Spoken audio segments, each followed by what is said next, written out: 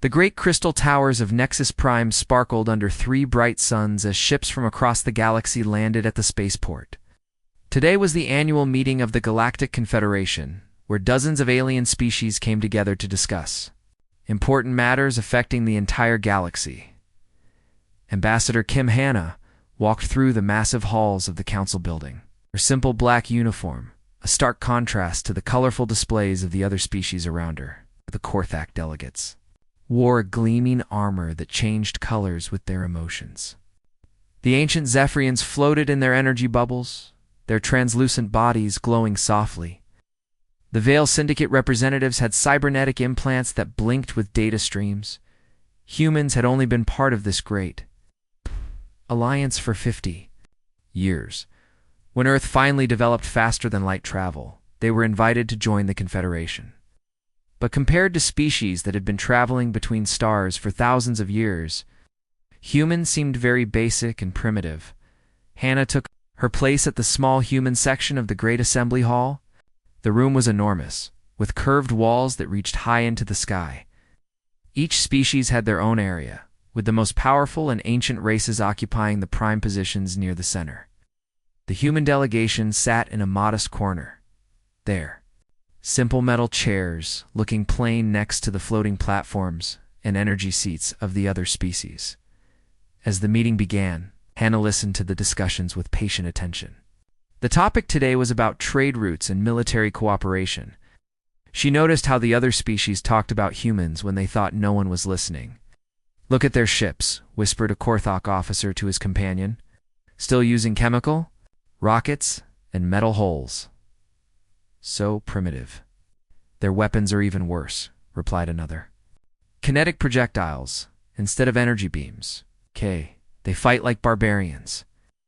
Chancellor Vexthera, the leader of the Korthok Empire, stood to address the assembly. His insect-like features clicked as he spoke. "Fellow members of the Confederation, we must discuss the contribution levels of our newest members.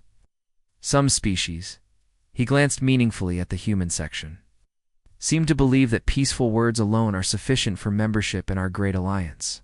Murmurs of agreement rippled through the hall. Elder Zethmirin, one of the oldest beings in the galaxy, floated forward in his energy bubble. His voice carried the weight of 3,000 years. "The humans show promise, certainly. Their spirit is admirable.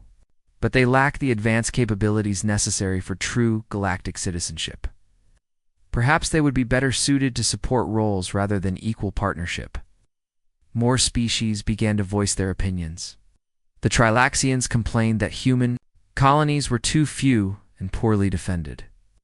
The Vorthan Collective noted that human technology was centuries behind galactic standards.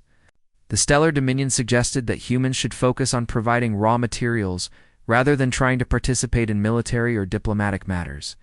Through it all, Ambassador Hannah sat quietly, her expression calm and unchanging. She had heard these criticisms many times before. Her dark eyes watched each speaker carefully, memorizing their words and attitudes. When the floor was finally opened for responses, Hannah stood slowly. The massive hall fell silent as she walked to the central speaking platform. Her footsteps echoed in the quiet chamber. "Honored representatives," she began, her voice clear and steady. "Humanity is grateful for our inclusion in this great confederation. We understand that we are newcomers to this galactic community, and we have much to learn from your ancient wisdom and advanced technologies." Some delegates nodded approvingly at her humble tone. Others seemed bored, as if they had heard this same speech many times before. "We seek only to contribute what we can to the peace and prosperity of all species," Hannah continued.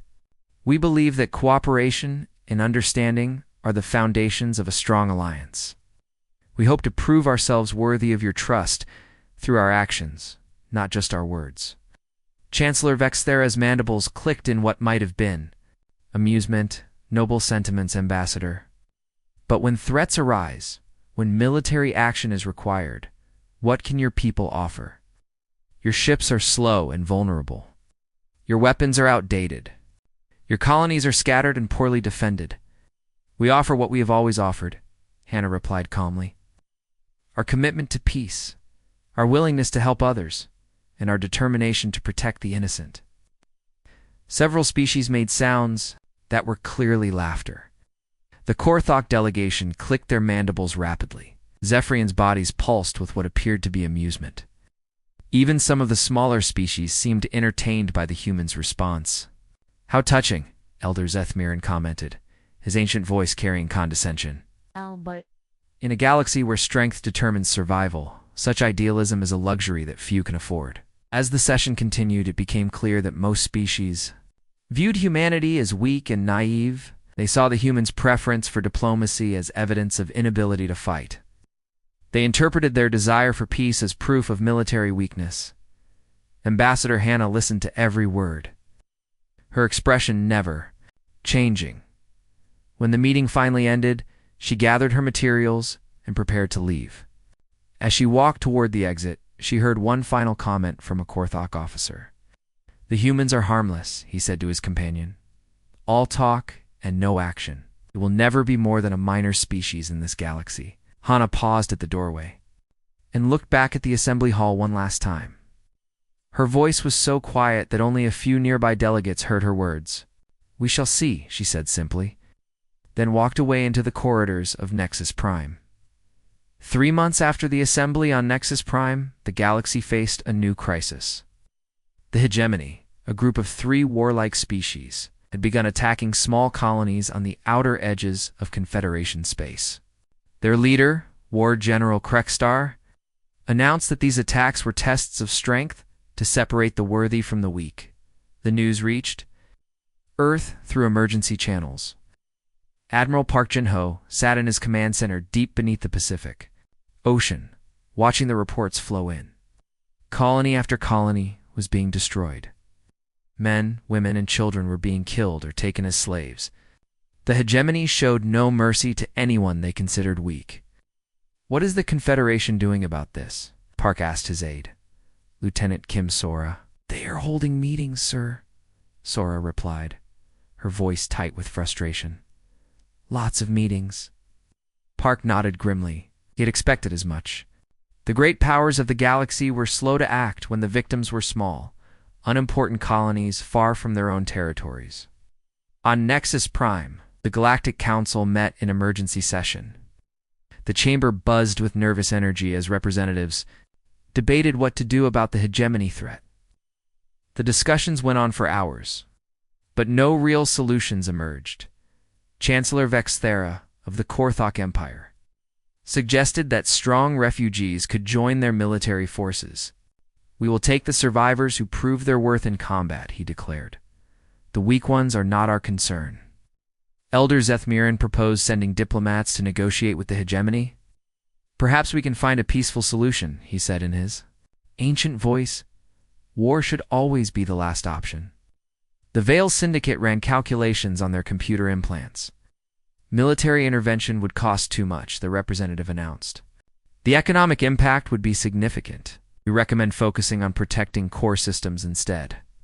Ambassador Kim Hannah listened to these proposals with growing anger, though her face remained calm. Finally, she stood and requested permission to speak. "The hegemony's actions are clear attacks on sovereign members of our confederation," she said, her voice carrying across the silent chamber. "These are not random raids or minor disputes. This is organized aggression against innocent people. Humanity formally requests authorization to deploy our peacekeeping forces to protect the threatened colonies." Reaction was immediate, and overwhelming laughter erupted from dozens of species. The sound filled the great hall like the roar of a waterfall. Chancellor Vexthera's mandibles clicked so rapidly they created a buzzing noise. "The humans want to play soldier," he said between clicks with their primitive kinetic weapons and chemical rockets. The hegemony would destroy them in minutes. A Trilaxian delegate stood up, his multiple arms waving in amusement. "I have seen human military exercises," he announced. "They still use gunpowder and metal bullets. Against the hegemony's energy shields and plasma weapons, they would be like children throwing stones." Elder Zethmiran's glowing form pulsed with what appeared to be sympathetic concern. "Dear humans, your noble intentions are admirable. But this is a matter for species with real military capabilities. Perhaps you could provide medical supplies or food aid instead." The Stellar Dominion representative added his voice to the chorus. The humans have never fought a real space war. They have no experience with orbital bombardment or fleet combat. Sending them against the hegemony would be sending them to their deaths. Ambassador Hannah stood silently through the laughter and comments. When the noise finally died down, she spoke again. We understand your concerns about our capabilities, she said, but we cannot stand by while innocent people are murdered. If you will not authorize our assistance, we ask that you at least expedite the diplomatic process. The vote was swift and decisive.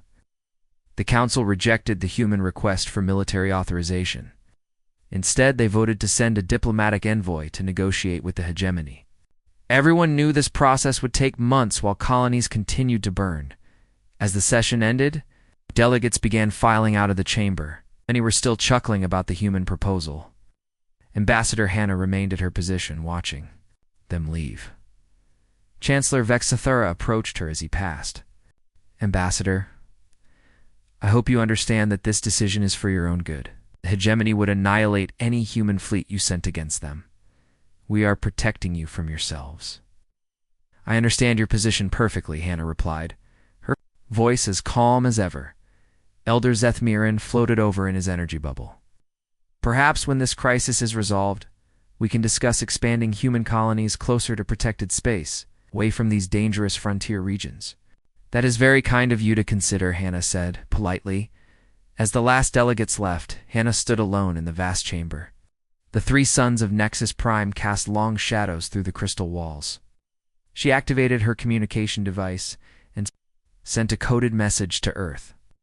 Council has rejected military authorization, she transmitted. Diplomatic envoy approved instead. Timeline: minimum 6 months. The response came quickly from Admiral Park. Understood. How many colonies attacked since session began? Hannah checked her datapad. 4 more systems hit. Estimated casualties. 2 million received. Message for you to relay to Council when appropriate. Humanity will remember this day. We will remember who stood with justice and who chose convenience. As Ambassador Hannah left the chamber, she passed a group of Korthok officers discussing the day's events. The humans are so naive, one was saying. They actually think they could fight the hegemony. What is almost sad, another replied. They really believe their peaceful ideals matter in the real galaxy. Hannah continued walking, her footsteps echoing in the empty corridors. She did not look back. The hegemony's attacks grew worse with each passing week. War General Krekstar's forces swept through the Outer Rim like a deadly storm, destroying everything in their path. The diplomatic envoy from the Galactic Council had not even left Confederation space when Krekstar made his boldest move yet. Captain Lee Min-ho was sleeping in his quarters aboard the cargo ship Morning Star when the alarms began screaming. He rolled out of bed and ran to the bridge, where his crew was staring at the emergency broadcasts in horror. Sir, you need to see this, said his communications officer, her face pale with shock. The main screen showed 3 different locations simultaneously. New Geneva, humanity's farming colony in the Tau Ceti system. Kepler's Hope, the mining world that supplied rare metals to Earth. Terra Verde, where human families had built peaceful communities among alien forests. All 3 colonies were under attack at the same time. The hegemony fleet had arrived without warning. Their massive warships hung in space like dark clouds, raining destruction on the worlds below. The attackers were broadcasting the entire assault across the galaxy, showing their power to anyone who dared to oppose them. Lee watched in sick fascination as hegemony plasma cannons tore through New Geneva's orbital stations, broke apart like toys, spilling atmosphere and debris into space. On the planet's surface, cities that had taken decades to build were disappearing under clouds of fire and smoke. At Kepler's Hope, the mining platforms were being systematically destroyed. Thousands of workers tried to evacuate, but the hegemony ships targeted the escape pods. Lee saw civilian transports exploding in bright flashes, each one representing dozens of innocent lives lost. Terra Verde suffered the worst fate. The hegemony had decided to make an example of the peaceful colony. Their bombardment was slow and deliberate, designed to cause maximum terror. Families ran through burning streets while alien voices announced their demands for surrender over loudspeakers. "How many people?" Lee asked quietly. "Early estimates suggest 3 million dead or missing," his officer replied. "The attacks are still ongoing." Lee closed his eyes. 3 million human beings. Men, women, children, elderly grandparents, teachers and farmers and miners and shopkeepers, all dead because the hegemony wanted to show the galaxy how strong they were. On Earth, Admiral Park Jin-ho received the casualty reports in his underground command center. The numbers kept climbing as more information arrived. The staff officers stood around him in stunned silence, watching their admiral's face change from professional concern to something much more dangerous. Lieutenant, Kim Sora had never seen her commanding officer look like this before. Park's usual calm demeanor was gone, replaced by an expression that made her step back involuntarily. His eyes held a coldness that seemed to freeze the air around him. "Sir?" she asked hesitantly. "Your orders." Park stood slowly from his chair. When he spoke, his voice carried a weight that made every person in the room straighten to attention. "Seal all diplomatic channels immediately," he commanded. "No more communications with the Galactic Council, no more requests for permission. No more asking for help from people who won't give it." He walked to the main tactical display, where the locations of human colonies glowed like scattered stars. "Send activation codes to the reserve fleet. Every ship, every station, every hidden installation. It's time to wake up the assets we hoped we'd never need." Sora felt a chill run down her spine. The reserve fleet was a legend among Earth's military. Ships and weapons supposedly decommissioned years ago, hidden in the depths of space where no one would look for them. "Signal the colonial marines, the Titan Corps, and deep space reconnaissance," Park continued. "The storm protocols are now active." They know what that means.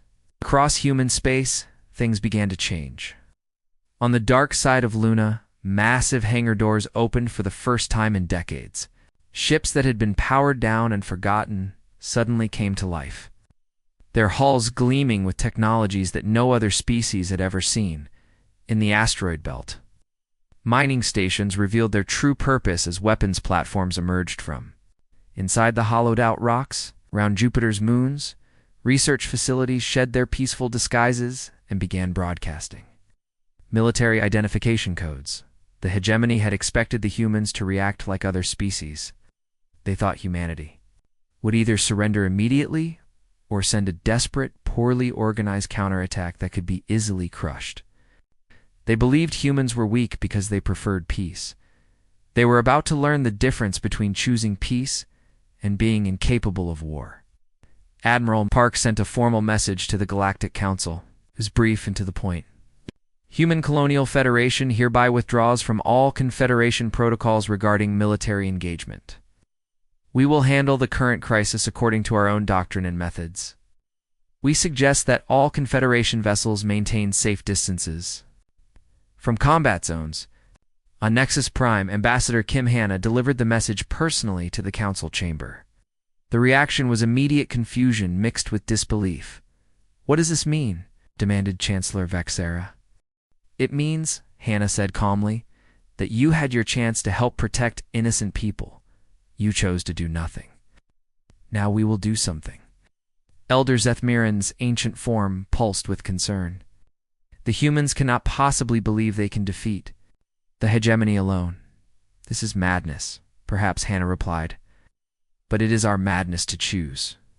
She turned and walked from the chamber, leaving the council delegates to debate what humanity might do next. None of them imagined the storm that was about to be unleashed. War General Krekstar was pleased with his latest victory.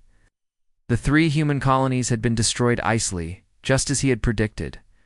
The broadcasts of the attacks had spread across the galaxy, showing everyone what happened to those who opposed the hegemony.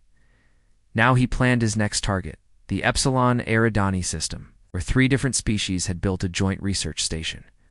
It would be another easy victory, another demonstration of hegemony power. His fleet of 30 warships jumped to hyperspace, confident in their superiority. "The research station has only basic defenses," reported his tactical officer. There, shields are scientific equipment, not military grade. We should be able to destroy them within minutes. Krexter's scaled features twisted into what passed for a smile among his species. Broadcast the attack as usual. Let the galaxy see what happens to those who cannot defend themselves. The hegemony fleet dropped out of hyperspace near the research, stationed their weapons already charging for the assault. But something was wrong. The sensors showed ships waiting for them. But these vessels looked nothing like the crude human craft the galaxy had seen before. Captain Lee Minho stood on the bridge of the Thunder's Edge, watching the hegemony fleet take formation. His ship and the 11 others with him bore little resemblance to the primitive vessels that had represented humanity for 50 years. These hulls were sleek and dark, seeming to bend light around them. No bright colors or glowing decorations marked them as belonging to any known species. "All ships report ready," came the voice of Commander Park Gina over the communication channel. "Weapons are charged and targeting systems are active." Lee studied the tactical display. The hegemony ships were massive, bristling with energy cannons, and protected by the same shields that had made them invincible against conventional weapons. But these were not conventional weapons, Member Lee said to his crew. "Precision is everything. We want to send a message, not just win a battle." The first shots fired in the battle came from the hegemony fleet. Bright streams of plasma energy lanced toward the human ships, enough firepower to vaporize a small moon by a hull plating that seemed to drink in the deadly light. Krexter stared at his tactical screen in confusion. "What happened? Did we miss?" "No, sir," his weapons officer replied, his voice shaking. "Direct hits on all targets. But their shields absorbed everything. Our most powerful weapons had no effect at all. The human response was swift and terrible. No bright energy beams announced their attack. No glowing projectiles crossed the space between fleets. Instead, the hegemony ships simply began to come apart. The flagship destroyer of worlds was the first to die. Its hull split open along invisible lines, as if some cosmic force was carefully taking it apart piece by piece. The crew's screams echoed across the communication channels as their ship dissolved around them. One by one, the hegemony vessels suffered the same fate. Not explosions or fires, but systematic destruction that left no survivors and no escape pods. The human weapons operated on principles that the galaxy had never seen. Tearing apart matter at the molecular level in less than 10 minutes, 30. Of the most powerful warships in the galaxy had been reduced to expanding clouds of debris. The human fleet had not taken a single hit in return. Captain Lee opened a channel to broadcast across all known frequencies. His voice was calm and professional, as if he had just completed a routine training exercise. "This is Captain Lee Minho of the Human Colonial Federation. The hegemony forces have been eliminated. Any vessels in the area are advised to maintain safe distances from the debris field. Message ends." The broadcast reached every corner of the galaxy within hours. The reactions were immediate and violent. On the Korthok homeworld, Chancellor Vexera watched the battle recordings with growing horror. The human ships moved with impossible coordination, as if they shared a single mind. Their weapons tore through energy shields that had never been breached before. "How?" he whispered to his military advisors. "How did they do this?" "We don't know," replied his chief scientist, her mandibles clicking nervously. "The weapons appear to operate on quantum principles we don't understand. The targeting systems show precision beyond our current technology." Similar scenes played out across the galaxy. Beast species that had mocked human military capabilities now stared in shock at footage of the battle. The humans had not just won, it made it look easy, but the victory at Epsilon Eridani was only the beginning. Reports began flooding in from across hegemony space. Military bases had gone silent. Command fleets had vanished without a trace. Supply convoys had disappeared completely. The humans were not just fighting a single battle. They were systematically dismantling the entire hegemony military machine with surgical precision.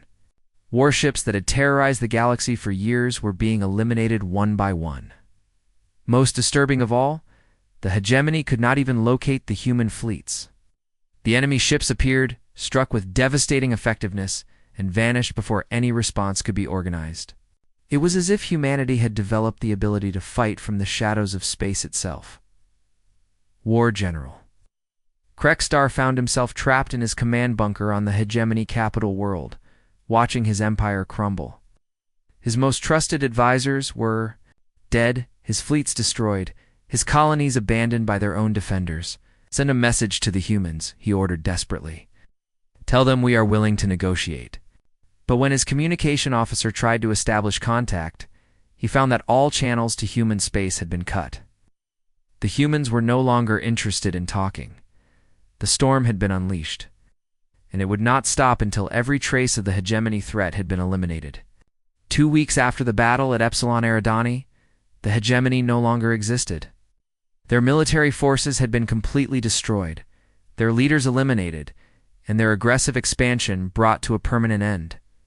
Yet somehow, their civilian populations remained unharmed, their worlds intact, their cities untouched. The galaxy struggled to understand how humanity had accomplished such precise destruction. Every hegemony warship had been eliminated, every military base neutralized, every weapons factory shut down. But hospitals continued to function, schools remained open, families went about their daily lives as if nothing had happened. War General Krekstar's final message had been broadcast from his command bunker just hours before his death. "We surrender. We surrender to the human forces. Please, we are willing to negotiate any terms." The human response had been swift and final. "Surrender was available before you chose to murder our civilians. That option has expired." On Nexus Prime, the Galactic Council sat in emergency session. The massive chamber was quieter than it had ever been. Representatives who had once spoken with confidence now whispered nervously among themselves. The balance of power in the galaxy had shifted overnight, and no one knew what it meant. Admiral Park Jin-ho appeared before them via hologram. His image projected in the center of the chamber. He wore the same simple uniform that human representatives had always worn, but now the assembled delegates looked at him with very different eyes. "The Human Colonial Federation has successfully neutralized the hegemony threat," Park announced, his voice carrying the same diplomatic tone that the Council had once mocked. "We are prepared to resume our peaceful cooperation with the Confederation, provided that future requests for military assistance receive proper consideration." The silence stretched for long moments. Finally, Chancellor Vexera found his voice. His mandibles clicked nervously as he spoke. "Admiral, the Council, .du, we must ask, what exactly are you people?" Park's expression remained calm and professional. "We are exactly what we have always claimed to be. We are humans. We prefer peace, diplomacy, and cooperation above all else. We build rather than destroy, create rather than conquer." He paused, letting his words settle in the minds of the listening delegates. "But we are also the children of a world that has known 10,000 years of warfare. We are the descendants of people who turned extinction into evolution, who learned to survive by mastering the art of conflict. We carry within us the accumulated wisdom of every battle ever fought on Earth." Elder Zethmaron, a sentient form, pulsed with fear. "You have been hiding your true capabilities all this time." "We have been hoping we would never need to use them," Park replied. "For 50 years, we have chosen peace over power. We have accepted your mockery, your condescension, your dismissal of our abilities. We did this because we genuinely believed that cooperation was better than domination." The Admiral's image flickered as he continued. "You mocked our calm because you mistook restraint for weakness. You thought our desire for peace meant we were incapable of war. You failed to understand that a species does not develop such a deep appreciation for peace unless it has truly mastered the art of violence." A Trilaxian delegate raised one of his multiple arms. "But your technology, your ships were primitive. How did you hide such advanced capabilities?" "We learned long ago that the most dangerous enemy is the one who appears harmless," Park explained. "While you focused on building weapons that announced their power, we built weapons that no one would recognize as threats. While you made your ships beautiful and intimidating, we made ours look weak and insignificant." Commander Park Gina, standing beside the Admiral, stepped forward. "Every human child learns the story of the Trojan horse. We understand that. Sometimes the greatest victories come from being underestimated. The council chamber erupted in nervous chatter as species began to realize the implications. If humanity had been hiding their true capabilities, what other secrets were they keeping? What other primitive species might be more dangerous than they appeared? Ambassador Kim Hanna, who had listened silently from the human delegation area, finally stood to speak. Her voice carried across the chamber with quiet authority. "The hegemony made one fatal error," she said. "They attacked our civilians. They broadcast the murder of our people as entertainment. They thought we were too weak to respond effectively." She walked to the center of the chamber, her footsteps echoing in the silence. "But we are not weak. We are patient. We are careful. We are precise. And when forced to act, we are absolutely ruthless in protecting those we care about." Chancellor Vexthora's voice was barely a whisper. "The hegemony had the most powerful military in the galaxy. How did you destroy them so completely?" "The most powerful military you knew about," Admiral Park corrected. "But power without wisdom is just destruction waiting to happen. The hegemony relied on fear and brutality. We rely on strategy and precision." The hologram began to fade as Park prepared to end the transmission. "The storm has passed, and we return to our preference for peaceful cooperation. But let this serve as a reminder to all species. Humanity will always choose diplomacy first, but we will never choose it last." As the image disappeared, the council chamber remained in stunned silence. The galaxy had learned a lesson that would reshape interstellar relations for generations to come. Never mistake kindness for weakness. Never confuse patience with inability. And never, ever threaten the families of those who have spent 10,000 years learning how to fight. The humans had returned to their quiet diplomacy. But the galaxy would never again make the mistake of mocking the calm that concealed the storm.